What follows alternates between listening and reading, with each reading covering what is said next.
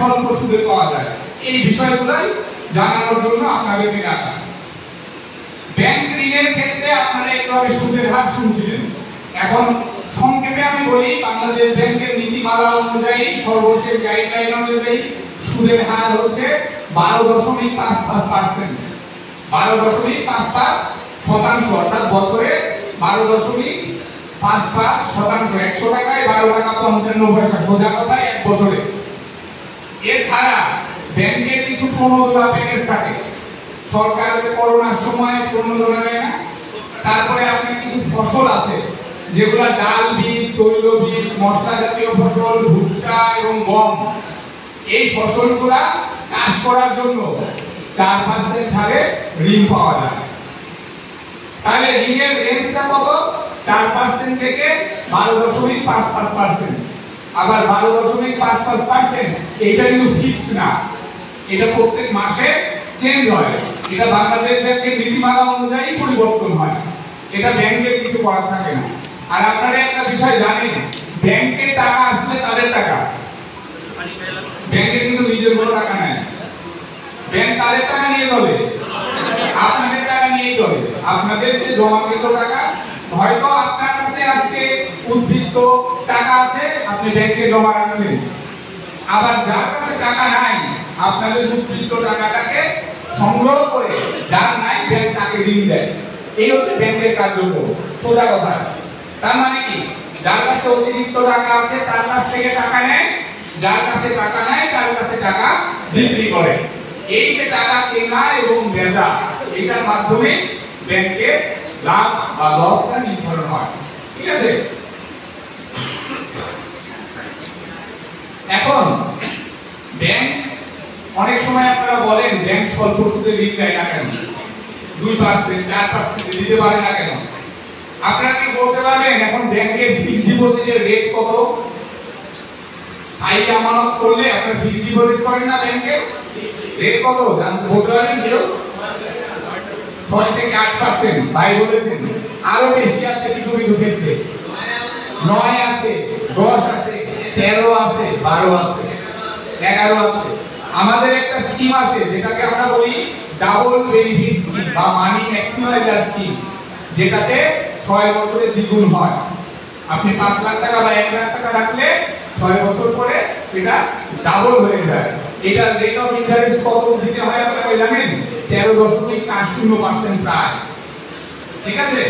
তো যে এই কথাটা বলার উদ্দেশ্য এই যে আপনার যখন কোনো ব্যাংক 10%, 8% বা 13% হারে টাকা কেনে, তখন সে টাকাটা কত টাকায় বিক্রি করবে? কারণ ব্যাংক তো একটা লাভজনক প্রতিষ্ঠান, ব্যবসায়িক প্রতিষ্ঠান। ব্যাংক তো আপনার চ্যারিটেবল প্রতিষ্ঠান না, নিশ্চয়ই তার থেকে বেশি দিয়ে বিক্রি করতে হবে। এই কারণেই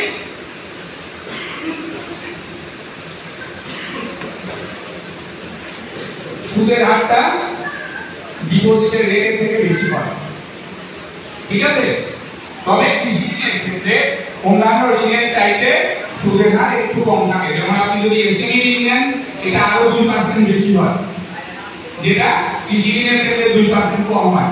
আর ওই যে ফসলগুলোর কথা বললাম, ওই ফসলগুলোতে সরকারের একটা ভর্তুকি পাওয়া যায়, যে কারণে ব্যাংকগুলো 4% আপনাদেরকে ঋণ দিতে পারে ওই ফসল উৎপাদনের জন্য। ঠিক আছে? আর বাকি হচ্ছে বিভিন্ন সময় করোনা প্যাকেজ, এখন যেমন চলছে খাদ্য নিরাপত্তা স্কিম, গরু মোটাতাজাকরণ ক্ষেত্রে, ডেইরি ফার্মের ক্ষেত্রে, তারপরে আপনার ধান চাষের ক্ষেত্রে, এইটা বাংলাদেশ ব্যাংকের ফান্ড থাকা সাপেক্ষে ব্যাংকগুলো 4% দিতে পারে, বাট এটা ফান্ড খুব সীমিত থাকে। ঠিক আছে? তো এই হলো সুদের হিসাবটা। আর আরেকটা বিষয় আপনাদের জানা দরকার, সেটা হচ্ছে কৃষি ঋণের ক্ষেত্রে সুদ হার ব্যতীত অন্য কোনো অতিরিক্ত সার্ভিস চার্জ বা অ্যাপ্লিকেশন সার্ভিস চার্জ নাই। অতিরিক্ত কোনো সুদের বহির্ভূত অন্য কোনো চার্জ নাই। ঠিক আছে?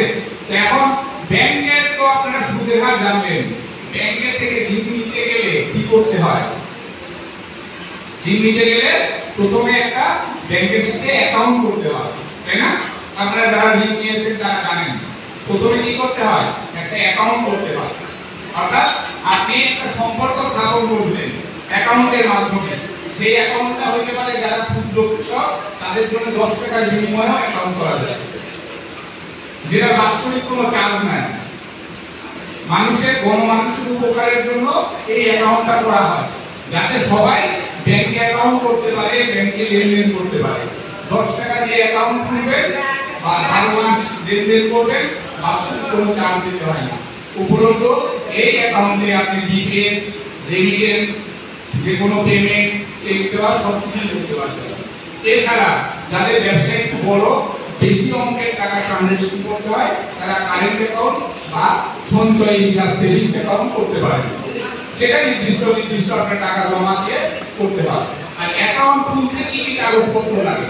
সাধারণত কৃষি অ্যাকাউন্ট খুলতে যেটা লাগে, আপনার জাতীয় পরিচয় পত্রের কপি, আপনার 2 কপি ছবি, নমিনির 1 কপি ছবি এবং একটা কৃষি কার্ড। ঠিক আছে? কৃষি কার্ড দেয় না যে কৃষি সম্প্রসারণ অধিদপ্তর থেকে, এখন অনেকটা আবার কার্ড দেয় না। তো কার্ড যদি না দেয়, কার্ড বন্ধ আছে, কার্ড যদি আপনি না পান তাতেও সমস্যা নাই। কৃষি যে কাজটা করেন সেটা আপনি স্থানীয় উপজেলা পরিষদের চেয়ারম্যান অথবা আপনি কোনো মসজিদের ইমাম সাহেব বা আপনার উপজেলার যে কৃষি কর্মকর্তা, তার দ্বারা যদি একটা প্রত্যয়নপত্র আপনি লিখে নিয়ে আসেন যে আপনি এই কৃষি কাজের সাথে সম্পৃক্ত, তাহলে কৃষি কাজের বিকল্প হিসেবে সেটা কাজ করবে। অ্যাকাউন্ট খুলতে কিন্তু আর বেশি কাগজপত্র লাগে না। কি বললাম?